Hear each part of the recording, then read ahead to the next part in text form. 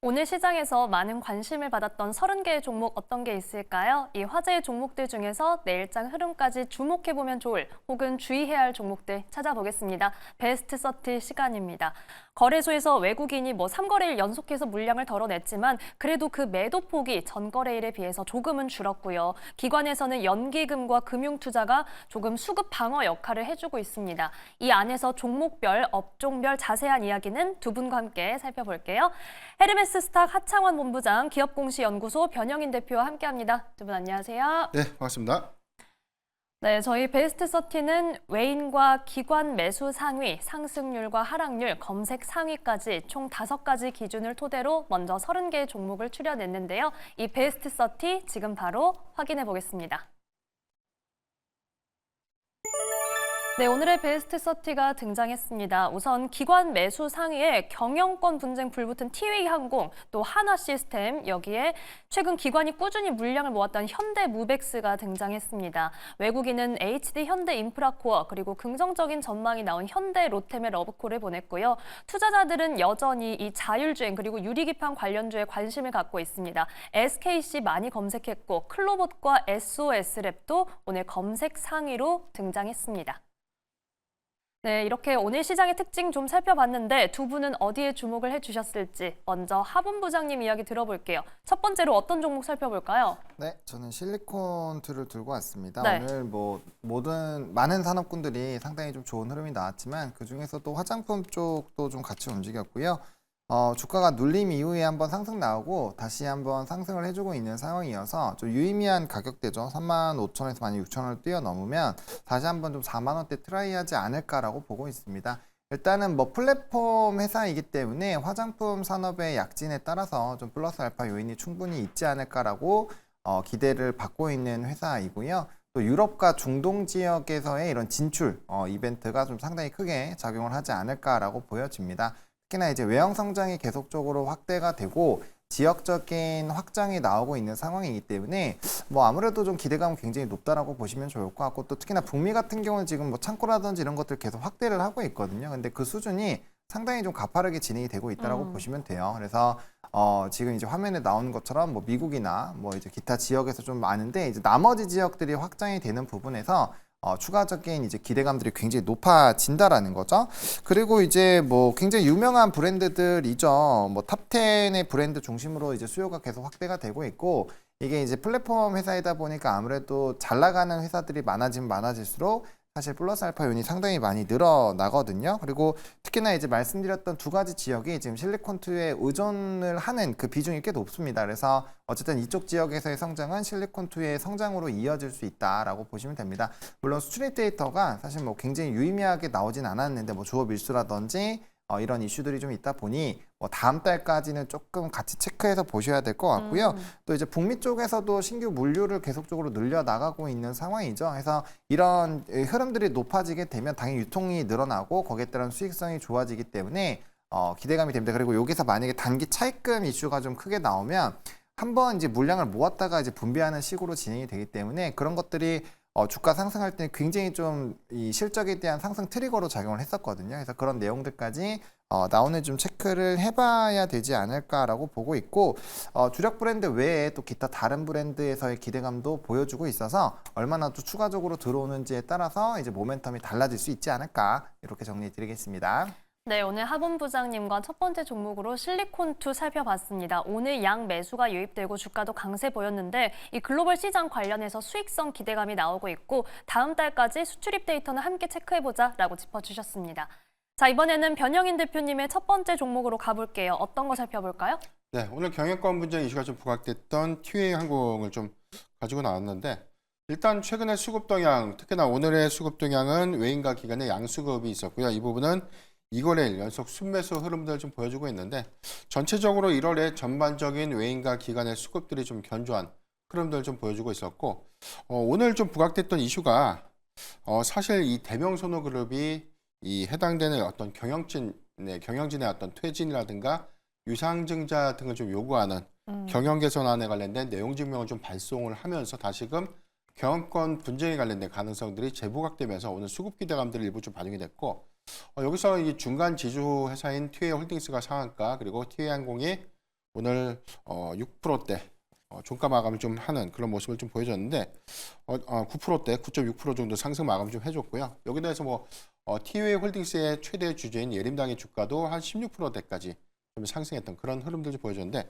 중요한 포인트가 경영권 분쟁이라는 어떤 이 키워드, 특히나 해당되는 이슈들이 향후에 지분 경쟁을 좀 수반할 때 주가 상승폭들이 좀 더 큰 그런 긍정적인 측면들을 좀 기대해 볼 수 있겠지만 지금 고려아연과에 대한 이 다른 점들은 장내 매수라든가 공개 매수를 현재 2대 주주인 대명손호그룹 측에서 제시하지 못했다는 점, 이런 부분들이 3월 정기주총에서 안건을 좀 다투겠다. 특히 이제 우리가 좀 기대할 수 있는 부분은 현재 이사의 전체 이 정원의 수가 7명인데 이번 3월에 임기가 좀 만료되는 이사의 수가 좀 전체 4명입니다. 그렇기 때문에 해당 대에서는 지금 이 TUA 홀딩스의 경우에는 자체적인 이 지배권 강화를 위해서 기존 이사를 좀 연임하는 안건을 좀 상정할 수 있는 가능성이 있고, 반대로 대명손호그룹 측에서는 해당되는 안건을 좀 저지하거나 신규 이사를 선임하거나 또는 해임 안건을 좀 상정하거나 다양한 좀 경우의 수가 좀 예측되고 있는데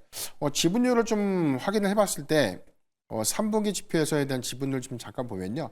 TUA 홀딩스가 한 28.02포인트, 다만 이제 특수관계 내 전체 지분을 보면 30%대로 좀 구성이 좀 되고 있고요. 소노 인터내셔널 그리고 대명 소노 시즌의 전체 지분율이 26.7% 정도.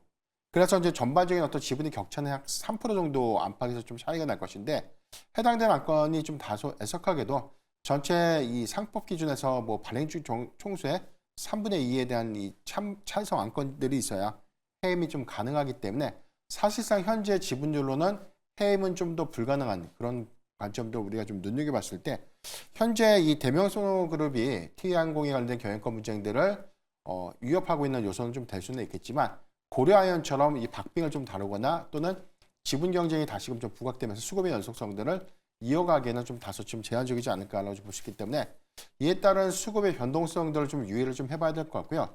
실적 기조 현상도 지금 3분기의 영업 적자, 계절적인 성수기에서 이 기조를 확장시키지 못했던 부분들이 4분기에는 영업이익의 전환 가능성들이 좀 있지만, 아직까지 유럽 노선에 관련된 취항 관련된 고정 비용들이 반영됐던 그런 점들을 좀 감안해 봤을 때 단기간의 수익 지표를 좀 개선하기 어려운 그런 부분들도 부담이 될 수 있다는 점 참고해 보면, 단순하게 맹목적으로 수급의 기대감 내지는 경영권 분쟁에 관련된 기대감만 갖고 매수를 하기에는 다소 좀 리스크한 구간이 좀 되지 않을까라고 좀 전망해 보겠습니다. 네, 오늘 변영인 대표님 첫 번째 종목으로 티웨이 항공 관련해서 자세히 짚어주셨습니다. 우선 올 3월에 7명 중 4명의 이사의 임기가 만료되는 점, 이사회 구성도 체크가 필요하고 수급 변동성도 유의하자. 특히나 단기간의 수익 지표 개선은 조금 어려울 수 있다. 이 리스크 관리에 대해서 말씀해 주셨습니다.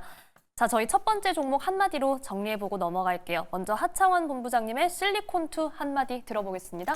네, 결국에는 이제 외형 성장이 굉장히 중요하지 않을까 싶어요. 특히나 의존도가 높은 지역인 유럽과 중동 지역을 주목해 보시면 좋을 것 같습니다. 네, 외형 성장에 대한 점 강조해 주셨습니다. 변영인 대표님, 티웨이 항공 한마디 정리 부탁드립니다. 네, 경영권 분쟁의 핵심 역시나 지분 경쟁일 텐데요.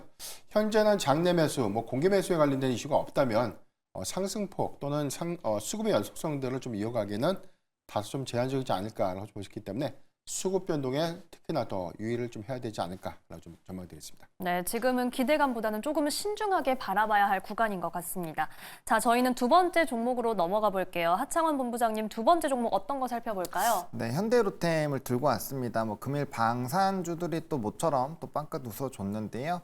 아무래도 이제 실적 베이스로 보는 산업군들 중에서 특히나 단기적으로 좀 많이 눌려 있었던 상황이기 때문에 좀 관심 있게 보시면 좋을 것 같습니다. 물론 주가가 눌림 이후에 일부 움직임이 나오기는 했지만 사실상 이제 본업에 어떤 문제가 생겨서 눌림이 나왔다라기보다는 정치적인 리스크에 따른 이런 수주에 대한 불발 가능성이 좀 떠올랐었던 부분이기 때문에, 근데 사실상 이게 방산 계약 같은 경우는 이 금액이 굉장히 크다 보니까 그 협상을 좀 많이 한다라고 합니다. 그래서 일정 기간이 아예 초과가 되는 것이 아니면 사실상 조금의 이런 이슈가 단기간으로는 나오지 않을 수가 있는데, 그런 것들을 이제 정치적인 부분과 많이 엮여서 좀 억울하게 떨어진 부분이 있거든요. 근데 최근에 증권가 리포트 보시면 여전히 목표 주가 상향이 계속적으로 나타나고 있고 본업에 대한 스토리에 대한 강조를 굉장히 많이 하고 있는 상황입니다. 그리고 현재 방위산업 같은 경우는 방위비가 계속 올라갈 수밖에 없는 상황이고 방위비가 올라가게 되면은 수주는 자연스럽게 늘어나게 됩니다. 이미 수주를 많이 받아놓은 회사들이지만 그럼에도 불구하고 이렇게 방위비가 계속 증액이 되고 신규 수주가 늘어날 수 있는 현 환경은 굉장히 좀 유의미하다라고 보시면 될 것 같아요. 그래서 24년도부터 이제 폴란드 2차가 좀 계약이 연기가 됐는데 어쨌든 협상은 좀 막바지에 있다라고 보시면 좋을 것 같고 이게 불발이 나기가 굉장히 어렵다라는 거죠. 그래서 그 부분을 좀 보시면 좋을 것 같고 이제 휴전이 되더라도 보통 휴전이 되면 방위비가 더 높아져요. 그리고 지금 미국이 어쨌든 강한 나라를 계속 외치고 있는 상황이고 뭐 그린란드 이슈도 있고요. 이제 중국 쪽에서도 남에 관련된 노이즈가 있기 때문에 이게 사실상 지금 지역적인 분쟁이 계속적으로 발생을 하게 되거든요. 그럼 그런 것들을 원천 차단하기 위해서 뭘 할까요? 방위비 증액을 한다라는 거죠. 그린란드 같은 경우도 지금 방위비 증액을 하고 있거든요. 그러면은 새롭게 수주가 나올 건데 어디서 받겠냐라는 거예요. 지금 몇 년 동안 수주가 깔려있는 현 상황에서 우리나라가 납기가 제일 빠르니까 그나마 가능성이 좀 높다라는 거죠. 그래서 계속적인 지역 다변화가 나올 확률이 높다라는 점. 그리고 이제 뭐 베트남이라든지 기타 다른 지역에서의 이런 확대 기대감들도 꽤 많이 있습니다. 방산 업체들이요. 그래서 그런 내용들이 나오게 되면 지역 다변화와 또 수출에 대한 신규 고객, 그리고 고객이 한 번 사면 또 끝납니까? 무기 계속 사고 해야 되니까 거기에 따른 추가적인 모멘텀이 계속 불거진다라는 거죠. 그래서 방위산업은 현재 뭐 이전 주가를 아직 회복도 못했기 때문에 충분히 그 전까지는 뭐 상승이 가능하다라고 보고 있고요. 또 단기간으로 수주에 대한 기대감이 있는 기업들 위주로 접근도가 많이 높아지지 않을까 이렇게 생각을 하고 있습니다. 네, 하창원 본부장님과 두 번째 종목으로는 현대 로템 살펴봤습니다. 뭐 휴전하면 방산주 잠잠해지는 거 아니냐라는 거에 대한 의견을 좀 주셨는데 현재 방위비는 계속해서 상승 기조가 나오는 환경이고 수주 기대감이 있는 기업 위주로 접근해 볼 만하다라는 말씀해 주셨습니다. 자, 이번에는 변 대표님의 두 번째 종목으로 가봅니다. 어떤 종목 살펴볼까요? 예, 저는 20페타 CS 종목을 다시 한번 좀 가지고 나왔는데 일단 제가 한 3번 정도 해당 종목을 분석을 좀 드리고 있고 여기도 해서 뭐 최근에 부각이 됐던 제휴 인수 관련된 불확실성 그리고 유상증자 관련된 리스크 부분들이 아직 좀 지속은 좀 되고 있지만 일단 최근에 어떤 수급 지표 그리고 향후의 어떤 이 모멘텀 관점에서 다소 좀 이 다른 차별화된 어떤 전략들을 좀 말씀드리겠습니다. 오늘 수급 동향들을 보면 기관과 외인의 동반 수급이 좀 있었고 최근 3거래일간 기간의 연속 수급이 좀 있기 때문에 이럴 기준으로 보면 외인과 기간에 견조했던 수급들 제한된 수급임에도 불구하고 이스페타시스는 저가 인식이라는 어떤 구간에 대한 수급이 좀 지속적으로 좀 유입되고 있는 그런 모습을 좀 보이고 있습니다. 최근에 TSMC 실적 여기도 해서 4분기 후실적 차기 가이던스가 상향 제시됐다는 점 이런 부분들은 AI의 견조한 수요 그다음에 해당되는 AI 산업의 확장성들을 좀 고려했을 때 반도체의 겨울로는 계속해서 좀 부각은 되고 있지만 실적의 양극화 관점에서 동사의 4분기 실적 기대치들은 굉장히 좀 상향되는 그런 모습들 보여주고 있는데 매출액과 영업이익이 3분기에 이어서 4분기에도 비교적 좀 견조한 모습을 좀 보이면서 컨센서스에 좀 부합되지 않을까라는 전망들이 좀 나오고 있습니다.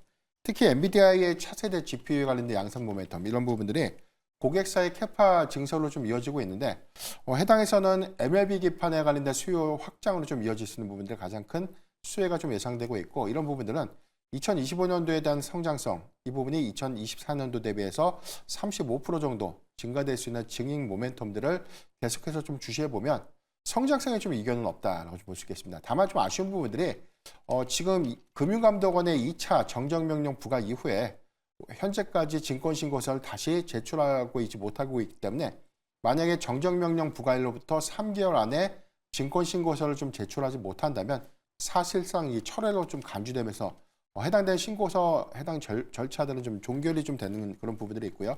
아직 제출을 하지 못했기 때문에 회사 입장에서도 굉장히 신중한 좀 스탠스를 좀 취하고 있는 것이 아닌가라고 좀 예상되고 있는데 좀 예상될 수 있는 시나리오는 기존에 원안대로 제2호 인수를 원안대로 추진하거나 현재 유상증자 가액을 그대로 해서 좀 조달을 진행하거나 아니면 이제 수정된 부분에서 제2호의 인수를 철회하거나 시설 투자 정도로에 대한 이 자금 조달 규모를 대폭 좀 축소시키면서 3차 신고서를 좀 제출하거나 이런 경우의 수가 좀 예상될 수 있고 최종의 뭐 경우에는 유상증자 자체를 좀 철회할 수 있는 그런 시나리오들을 좀 고려해 볼 수 있겠는데 다각화된 어떤 내용들 이런 리스크 요인들을 좀 모두 다 반영시킨다고 하더라도 현재 과도하게 좀 하락했던 주가가 오히려 2025년도에 증인 모멘텀을 좀 기대해 봤을 때 현재 구간은 그래도 접근은 좀 가능할 수 있는 구간이 아닐까라고 좀 판단해 보기 때문에 회사 측의 유상증자 관련된 불확실성들이 해소가 좀 더 된다는 그런 전제라면 이 수페타시스는 과대 낙폭에 따른 어떤 저가 매수세 유입은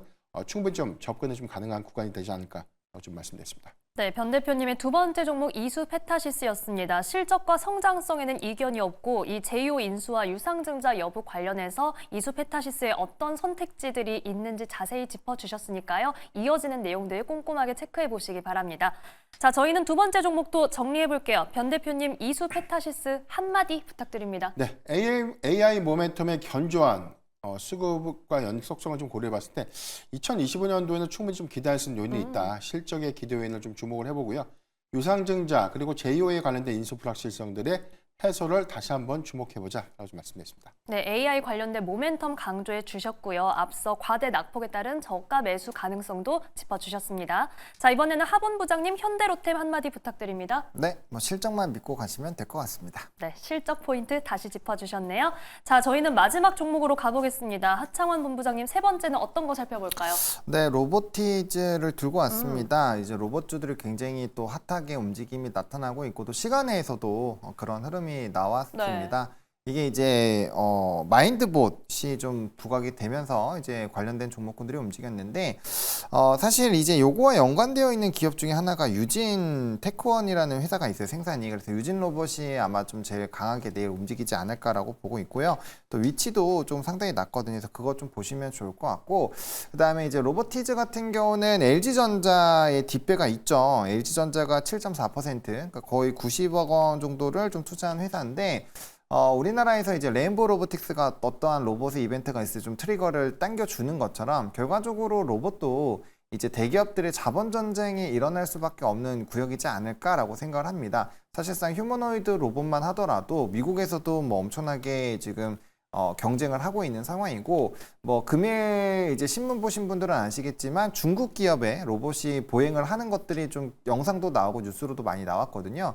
근데 정말 옷 입혀놓으면은 사람이 걷는 것처럼 지금 돌아다닙니다. 그 정도로 로봇 시대가 다가오고 있는 상황이에요. 그래서 거기에 따른 좀 기대감 높아지고 있고, 또 AI에서 끝판왕이 결국엔 전 로봇이라고 생각을 하거든요. 인공지능 계속 키워서 뭐 하겠습니까? 결국엔 이제 사물에 집어넣어서 활용을 해야죠. 인건비 줄이고. 그래서 그런 부분에서 결국엔 어떤 것들이 하겠습니까? 국내는 이제 사실 기술력이나 넘버가 해외 기업들에 비교했을 때 상당히 부족하기 때문에 그런 관점에서 본다라고 한다면 당연히 그렇게 될 것 같고요. 또 자체 액추에이터에 대한 뭐 로봇도 있는 상황이고, 그 다음에 이제 일본 센시드 로보틱스와 로봇 독점 계약을 했죠. 그래서 관련된 부분에서 일본 시장이 또 열릴 수가 있어서 이게 또 의미가 있죠. 일본 지역은 어쨌든 로봇 쪽에서 굉장히 기술력이 뛰어난 쪽인데 독점 로봇 계약을 했다라는 것도 좀 의미가 있다라고 보시면 좋을 것 같고요. 그다음에 이제 요 로봇 그 일개미 관련된 내용들도 꽤 있어서 지능형 로봇에서 제일 좀 이벤트가 됐었던 부분이죠. 또 로봇 이름도 개미니까 좀 사람들이 희한하다 이렇게 생각을 했는데 어쨌든 이렇게 네모나게서 움직여 다니거든요. 그래서 한번 잘 찾아보시면 좋을 것 같습니다. 네, 오늘 하본 부장님 로보티즈 통해서 로봇주에 대한 이야기 많이 해주셨습니다. 또 유진 로봇에 대한 이야기도 잠깐 언급을 해주셨고, 저희가 앞으로 계속해서 좀 이 이슈들 그리고 실제 영상이나 화면으로 좀 어떻게 움직이는지 보면서 실감해야 할 부분인 것 같습니다. 자, 이번에는 변 대표님의 마지막 종목으로 가볼게요. 어떤 거 살펴볼까요? 네, 저는 최근 이 수급 기대감들이 가장 크게 좀 반영되고 있는 SKC를 좀 준비를 해봤고요. 최근에 AI 수혜에 관련된 모멘텀들이 좀 재부각됐던 부분들, 네. 이 부분은 TSMC의 실적을 좀 바탕으로 해서 다시 한번 좀 재입증이 좀 됐는데, 특히나 이 데이터 센터형 AI 칩 수요가 이 커스텀 반도체에 관련된 수요로 다시 한번 좀 확장세를 좀 이어가는 그런 측면들 좀 기대해 볼 수 있겠고, 최근에 엔비디아가 블랙에어의 발열 이슈가 좀 다시 한번 좀 재현이 됐는데, 이로 인해서 이 원천적인 어떤 이 소재를 대체하는, 그래서 좀 유리기판이 좀 대체 대안으로 좀 부상되고 있는 그런 기대감들이 오히려 수급의 연속성들을 좀 더 지속시키는 그런 기대 요인을 좀 작용하지 않았나라고 좀 볼 수 있겠습니다. 칩에 관련된 발열 이슈가 어제 오늘만의 좀 문제가 좀 아니었고요. 이 부분은 데이터 센터 안에서도 열을 관리하기 위해서 전기의 소모량들이 좀 더 증가될 수 있는 그런 부분들이 비용적인 부담으로도 좀 작용될 수 있는 부분들, 특히나 원천적인 AI 칩의 성능을 좀 저하시킨다던가 뭐 효용성들을 좀 떨어뜨리는 그런 부분들에 관련된 해결안으로 지금 기판 소재의 어떤 다변화 그리고 원천적인 방열 시트라든가 원천적인 어떤 이 핵심 부품들의 어떤 이 소재 다변화들 이런 부분에 관련된 기술 고도화들이 현재 좀 이루어지고 있고 이 부분은 커스텀 반도체에 관련돼서 특히나 뭐 하이퍼 스케일러들이 해당해서 뭐 유리기판의 어떤 소재를 성능 검증하거나 뭐 도입을 좀 검토하고는 그런 확장성들 안에서에 대한 기대감들이 일시적인 것보다도 조금 더 지속될 수 있는 관점을 계속해서 좀 주시해볼 필요가 있지 않을까라고 볼 수 있겠습니다. 4분기 실적 전망치는 이 화학 부분 그리고 2차 전지 부분에 대한 시황 악화 부분으로 인해서 3분기에 이어서 4분기도 실적의 훼손은 굉장히 좀 우려될 수 있는 그런 부분인데 반도체 소재 사업 부분에 대한 성과가 좀 나타내주고 있고 특히나 하반기 유리기판의 이 가동, 상용화를 좀 앞두고 있는 앱솔릭스에 관련된 모멘텀들이 재차 좀 부각되고 있는 부분인데 유리기판에 관련된 시장 선점을 좀 빠르게 갈 수 있는 부분 그리고 SK 하이닉스와 형성되어 있는 이 밸류체인의 어떤 시너지들을 좀 고려해 봤을 때 시장 진입 초기에 SKC의 유리기판들에 대한 도입 확장들은 중장기 관점에서에 대한 시장 선점 효과들이 굉장히 좀 크게 나타낼 수 있지 않을까라고 좀 판단될 수 있기 때문에 유리기판 소재는 기술력의 관점의 부분들 그리고 양산과 관련된 밸류체인을 형성되고 있는 실질적인 어떤 시너지 효과들도 계속해서 주목을 좀 해봐야 되지 않을까라고 좀 볼 수 있겠습니다.